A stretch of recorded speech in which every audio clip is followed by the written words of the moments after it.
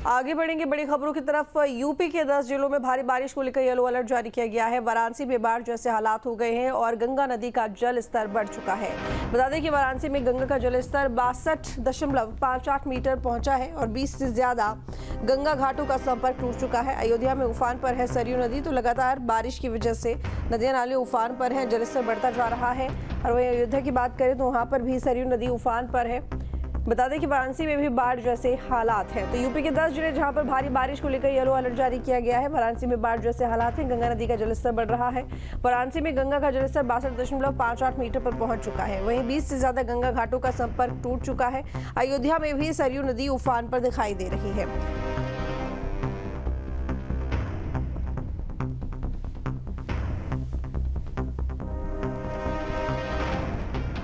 और ग्रेटर नोएडा में बारिश के बाद बाईपास पर भरा पानी में फंसे वाहनों को ट्रैक्टर की मदद से निकाला गया।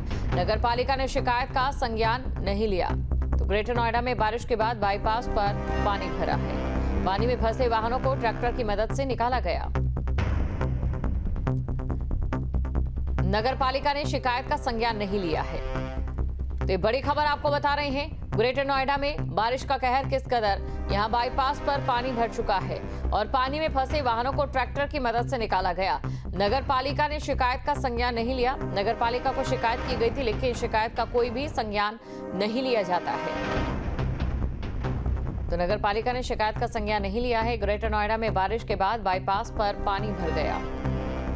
ग्रेटर नोएडा में अब तस्वीरें भी आपको दिखा देते हैं। तस्वीरें आप देखिए, बारिश यहां पर हो जाती है और बारिश होने के बाद जो वाहन यहां पर खड़े थे वो पानी में फंस जाते हैं, क्योंकि देखिए निकासी की व्यवस्था यहां पर नहीं है और निकासी ना होने की वजह से पानी यहीं पर भर चुका है।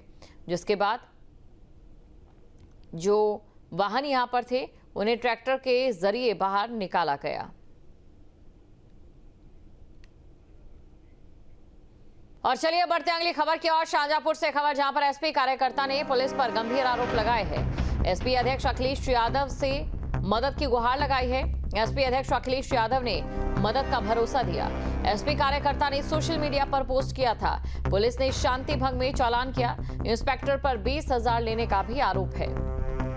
तो इंस्पेक्टर पर 20,000 लेने का आरोप एसपी कार्यकर्ता ने सोशल मीडिया पर पोस्ट किया था। एसपी कार्यकर्ता की ओर से सोशल मीडिया पर पोस्ट किया गया। पुलिस ने शांति भंग में चालान किया है। तो पुलिस की ओर से शांति भंग में चालान किया गया।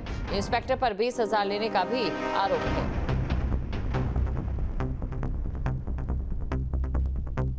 तो शाहजहांपुर से खबर आपको बता रहे हैं, जहां पर एसपी कार्यकर्ता ने पुलिस पर गंभीर आरोप लगाए हैं। एसपी अध्यक्ष अखिलेश यादव से मदद की गुहार।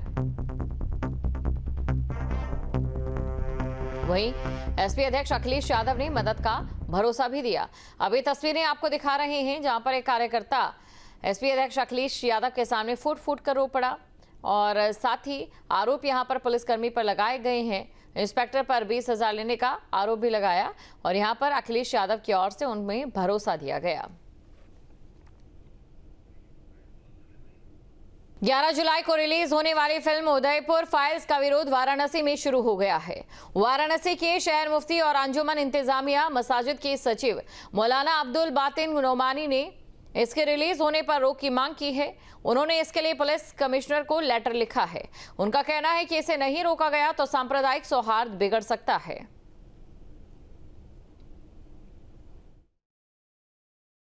हमारे साथ अब्दुल बातिन नोमानी साहब हैं, इनसे बात करते हैं। मुफ्ती साहब, आपने क्या पत्र लिखा है और इस पत्र के माध्यम से क्या मांग की है?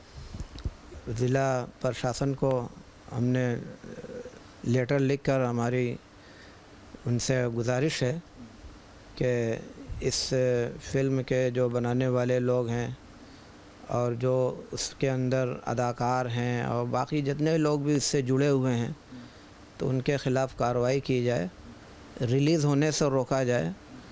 और उसकी वजह से शहर का अमन व अमान ख़तरे में पड़ेगा, लॉ एंड ऑर्डर ख़तरे में पड़ेगा।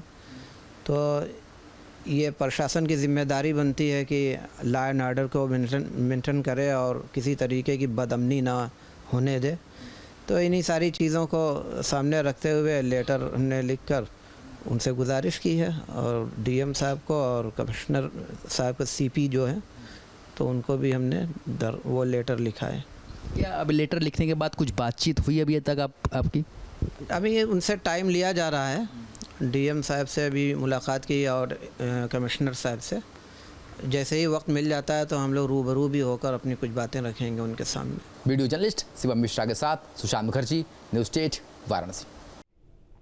अगली खबर है हरदोई से, जहां पर 2 ग्राम सभाओं की सीआरएस पोर्टल आईडी हैक, जारी किए गए 500 से अधिक फर्जी जन्म प्रमाण और 28 मृत्यु प्रमाण पत्र।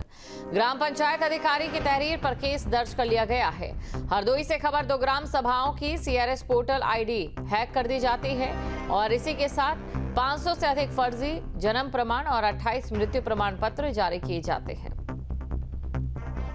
ग्राम पंचायत अधिकारी की तहरीर पर अब केस दर्ज कर लिया गया है।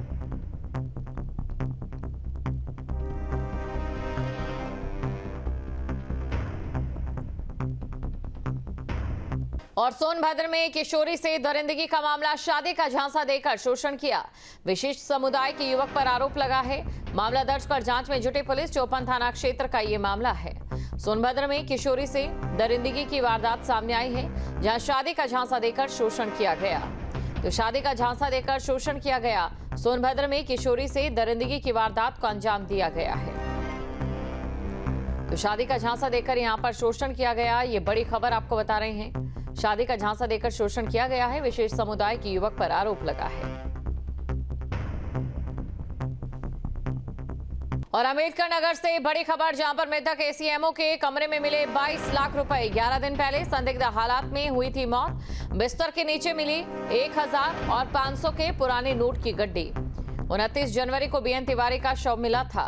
तो अंबेडकर नगर से बड़ी खबर आपको बता रहे हैं। मृतक एसीएमओ के घर से 1000 और 500 के पुराने नोटों की गड्डी मिली है। ये बड़ी खबर, 29 जनवरी को बीएन तिवारी का शव मिला था। तो ये जानकारी आपको दे दें कि 22 लाख रुपए मिले हैं मृतक एसीएमओ के कमरे से। और अगली खबर है आगरा से, जहां पर जमीन के विवाद में खूनी संघर्ष, पत्नी ने साथी के साथ मिलकर पति की हत्या कर दी। जमीन के लालच में पति को मौत के घाट उतार दिया गया। 24 घंटे में आरोपी महिला गिरफ्तार, महिला का साथी फरार। पुलिस तलाश में जुटी है। थाना फतेहपुर सीकरी क्षेत्र का ये मामला है। तो पत्नी ने साथी के साथ मिलकर पति की हत्या कर दी है। जांच में ये निकल के आया है कि ये सुरेश की जो पत्नी है वो उनसे उनका विवाद चल रहा था काफ़ी समय से, और ये अलग भी रहते थे। इनकी पत्नी द्वारा ही घर पर आकर जो ये सुरेश थी इसकी हत्या की गई, और इसमें इसके साथ में एक इन्हीं का अकॉम्प्लिस था, इसकी वाइफ का, जो इसके साथ में था, जिनके द्वारा इस घटना को अंजाम दिया गया। और ये जो वाइफ है इसको गिरफ्तार कर लिया गया है, और अभी जो इसका अकम्प्लिस है उसको उसके अरेस्टिंग के लिए प्रयास किया जा रहा है। और प्रतापगढ़ में वन स्टॉप सेंटर में 2 लड़कियां लापता हुई है। एसपी ने लापरवाही के मामले में कार्रवाई की है। ड्यूटी पर तैनात 2 पुलिसकर्मी निलंबित कर दिए गए। केस दर्ज कर पुलिस ने अब जांच शुरू कर दी है। अब दोनों नाबालिग लड़कियों का सुराग नहीं मिला है। वन स्टॉप सेंटर के केंद्र प्रबंधक द्वारा पुलिस को यह सूचना दी गई कि वहां से 2 लड़कियां बिना बताए कहीं पर भाग गई हैं। इस सूचना पर पुलिस के द्वारा मुकदमा अपराध संख्या 305/25 अंतर्गत धारा 137(2) BNS पंजीकृत किया गया है। लड़कियों की बरामदगी के लिए 3 टीमें गठित करी गई हैं। वह वन स्टॉप सेंटर पर तैनात 2 पुलिसकर्मियों को निलंबित किया गया है। लॉ एंड ऑर्डर की कोई समस्या नहीं है। शीघ्र ही बरामदगी कर वैधानिक कार्रवाई पुलिस के द्वारा की जाएगी। जहां भक्ति है हर शब्द में, कथाओं में छिपे हैं दिव्य रहस्य और ज्योतिष देता है जीवन को दिशा। धर्म से जुड़ी हर बातों को जानने के लिए हमारे चैनल स्तुति को सब्सक्राइब करें। चैनल पर जाने के लिए इस लिंक पर क्लिक करें।